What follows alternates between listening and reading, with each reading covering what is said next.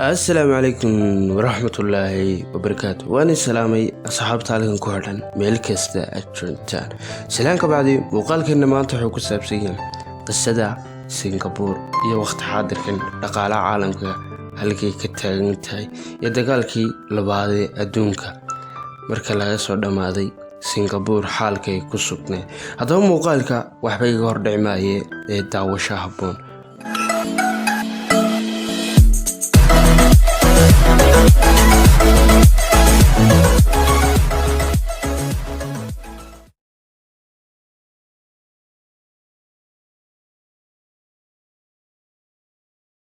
saaxiibayaal soo dhawaada mar kale Singapore waxay xornimada qaadatay 1963 waxay ka gooday Malaysia. Singapore uma goyn rabitaan xageeda ka yimi ee waxa iska goysay Malaysia.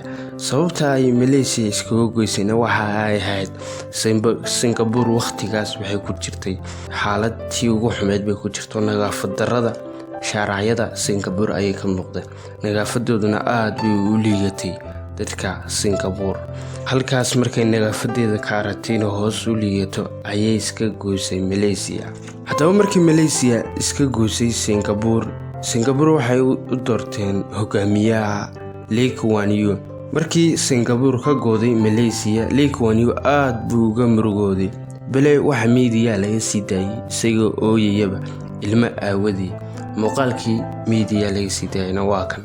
I had believed in Malaysian merger and the unity of these two territories. You know, as a people connected by geography, economics,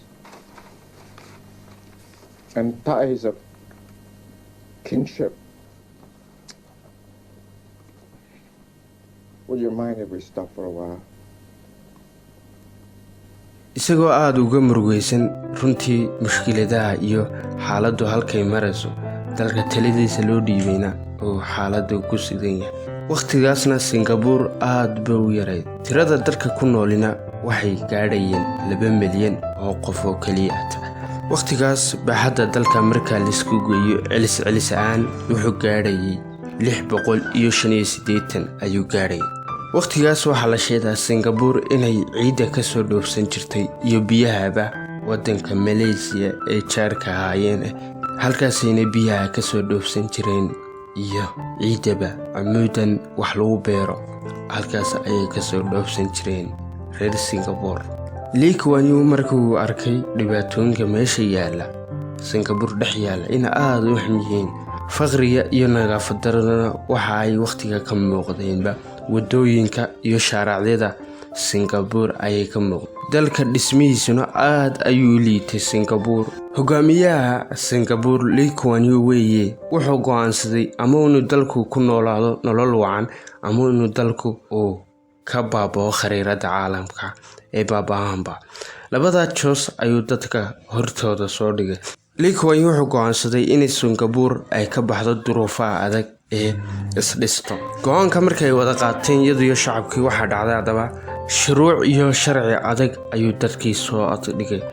lamarkuu wuxuu sameeyay Lee Kuan Yew ugu horeynba wuxuu dhisay amniga dalku aad buu liitay markuu talada uu qabtay amniga dalka aad buu liitay wuxuuna dhigisay shakhsiyadda qof kasta oo muwaadin ah inuu ku booriyo inuu noqdo boolis oo dalkooda difaacdaan. amniga dalkana aad buu waqtigaas u liitay waxna ugu dambeyn u dhisay amniga dalkii. ciidankana mushaarkoodii aad buu u kordhiyay ciidankiina aad buu u dhiirigeliyay in dalkooda ay u daacad noqdaan oo dalkooda ilaashadaan. intaa waxa uu si dheeraa inuu dadka ku booriyo shacabkii inay wax beertaan oo wax la soo baxaan ee dalkooda kheyraadka dalkooda yaala ay ka faa'iideystaan intaanay dal kale xiriir la sameeyeen balina dalkooda kheyraadka iyo nimcooyinka yaala ay ka faa'iideystaan halkaas uu dadkii ugu jeediyay inay wax beertaan oo wax soo saartaan.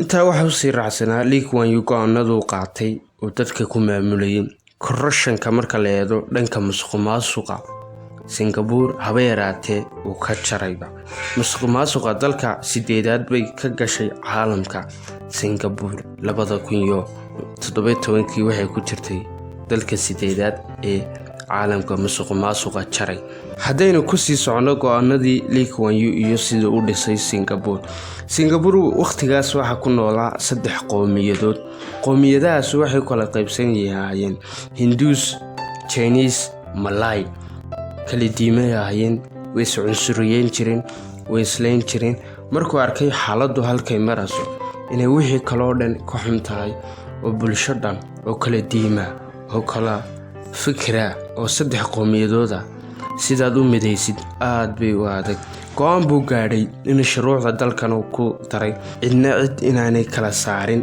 ee dalku 3 qowmiyadoodba uu ka dhaxeeyo dalkuna uu 3 qowmiyadood ay ka dhaxeeyo aan qowmiyad kaliya aan dalka lahayn ayuu go'aankiisa ku daray Lee Kuan Yew markaasna go'aan buu ku gaadhay inay bulshadu ixtiraam isku muujiso oo aanan isqabyaaladeenin go'aanadii Lee Kuan Yew gaadhayna waxa kamid ah haddii aad si publica sigaar ugu cabtid dadka dhexdooda bulshada iyo meel iskugu timaadid waxa lagu ganaaxayaa $500 waqtigaas aad bay u badneed qofka Singapore way la badneed $500 ayaa lagu ganaaxayaa qofkii si publica ugu dhaxayba dadka dhexdooda sigaar inagana mujtamacaan dadkeena Soomaalida waxaad arkaysaa nin 60 jira oo meel publica oo dhalinyaro iskugu timaaday sigaar ku dhaxabaya ama dad badan oo gaari saaran oo safar galaya midba sigaar ku dhaxshidaya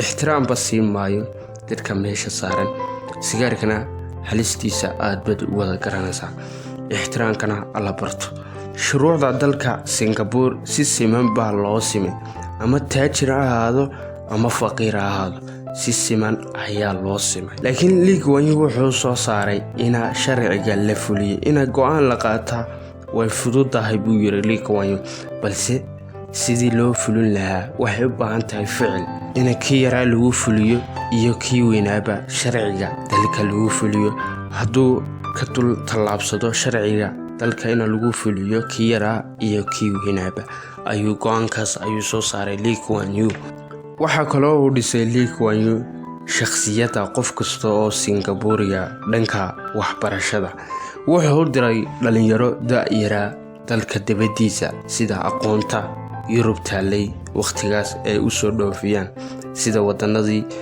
waqtigaas wax soo saarka ku caanka Jarmalka ayuu diray iyo Mareykanka iyo dalalkaas Yurub taas uu diray sida aqoonta ay ugu soo dhoofiyaan Singapore ay u keenaan qof kasto Singapore ah oo Singapore ku noolina heer ayay gaareen ba inuu qofkii wax akhrin kari waaya ama wax qori kari waaya oo ka gaaray 2%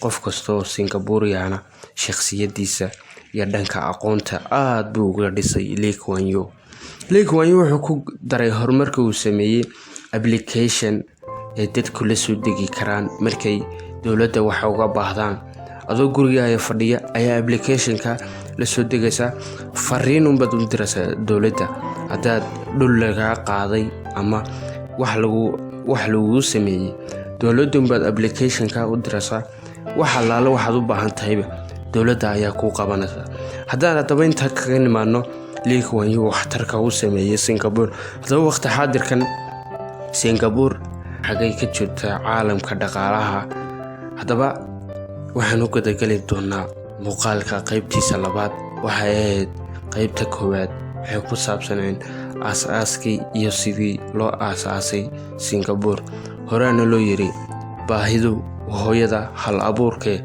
Singapore waqtigan caalamka xagay ka jirtaa waa su'aal aad isweydiinaysid aan ku dagalno qaybta labaad ee muuqaalka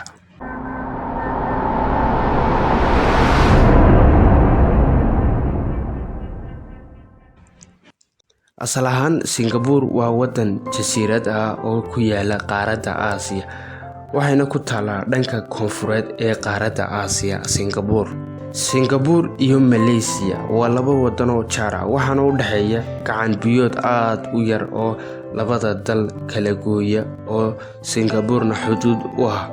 Waddanka Singapore ayuu xuduud u yahay. Singapore waa goobta afraad ee dhanka ganacsiga ugu muhiimsan caalamka.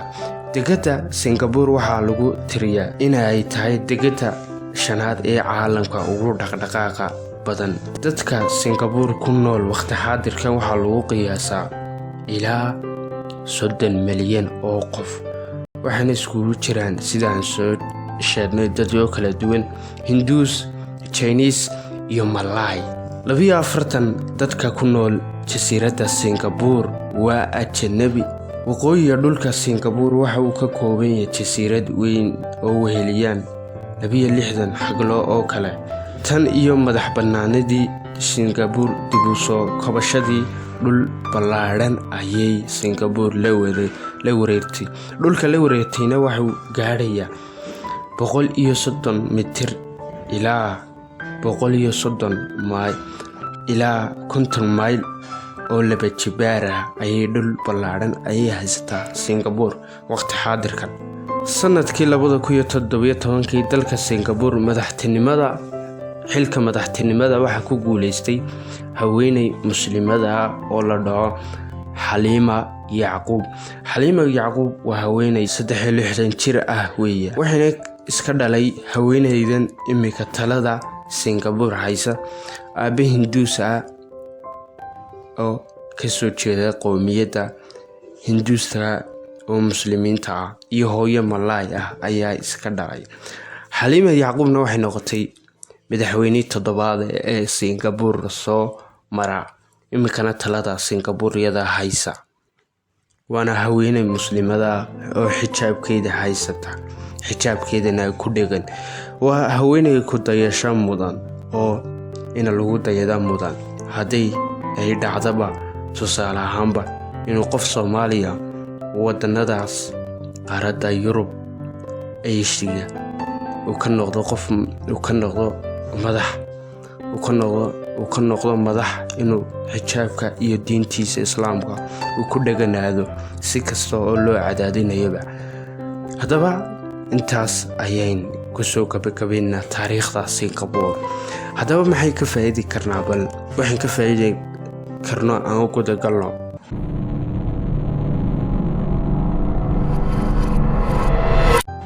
Singapore ugu horreyn maynay haysan biyo, maynay haysan dhul wax soo saara. Haddaba innagoo Soomaali ah wayna haysanaa biyo, wayna haysanaa dhul, wayna haysanaa leedh, wayna haysanaa qorax. Maxay noo diiday inaan wax soo saarano? Haddaba waxay noo diiday su'aashaasi waxa weeye waxayna ana weli ina soo marin hogaamiye wacan. Hogaamiyaasha Soomaalida soo mara waa caloosho u shaqaystayaal baan odhan karnaa. Waayo waxaad arkaysaa hogaamiye la dooranaya ama madaxweyne la dooranaya. Madaxweynahaasu la xisaabi maayaba, la odhan maayo oo markuu talada dalka ay ka dhamaato la odhan maayo wixii aad noo ballan qaatay noomaad qabane, maxaad isbedelay, lala xisaabtami maayaba. Haddaba waxaan odhan karnaa taas waa mas'uuliyad darro uu qaaday qofka xilkaas soo sharaxaya. Haddaba waxaan odhan karnaa taas waa mas'uuliyad darro. Haddaba talo maxay ka faa'iidi doonaan mujtamaca ama shacabka Soomaaliyeed marka hogaamiyo u ooman dhanka horumarka ayuunba Soomaali horumar gaarsiin kara. Laakiin hogaamiye ka fekeraya siduu ubadkiisa iyo inta yar xilka haysto guriga uga dhisan lahaa, uga sii faa'iideysan lahaa shacabka xoolahooda oo meel uga dhisan lahaa ayaa markasta Soomaalida soo mara. Laakiin sidaan sheegay, hogaamiye dhanka horumarka u ooman oo doonaya ummadiisa inuu horumar gaarsiiyo ayuunba Soomaali horumar gaarsiin kara. Soomaali si kasta oo calan u hoos fadhiisataba hogaamiyahaasun aan soo sheegay ayuunba horumar gaarsiin kara oo u ooman inuu horumar gaarsiiyo ummadiisa. Muuqaalka waan dheereeya ayaan filayaa. hadal badan waxaan ma buuxshaa la yiri. hadalka kiisa horena kiisa dambuu masaxaabaa layiri. Si kastaba ha noqotee Singapore iyo wadano badan taariikhooda ka warhayna. Haddaba muuqaalka waxaad ka faa'iiday commentida ayaa nagu reebaysaa, commentida hoose ayaad ku reebaysaa. waxaan ku baraarujinayaa haddaad channelka ku cusub tahay subscribe saaraysa gambaleedka furanaysa sida muuqaalka isla waqtiga aan soo dhignaba ula socotay. sidoo kale haddii hore noola joogtay saaxiibayaal leed baad muuqaalka saaraysa sidoo dad badan u gaadho, annagana dhiirigelin ayay noogu noqonaysaa. inta muuqaalka xiga isugu imaanno waxaan iga tagayaa amaana Allah. والسلام عليكم ورحمة الله وبركاته.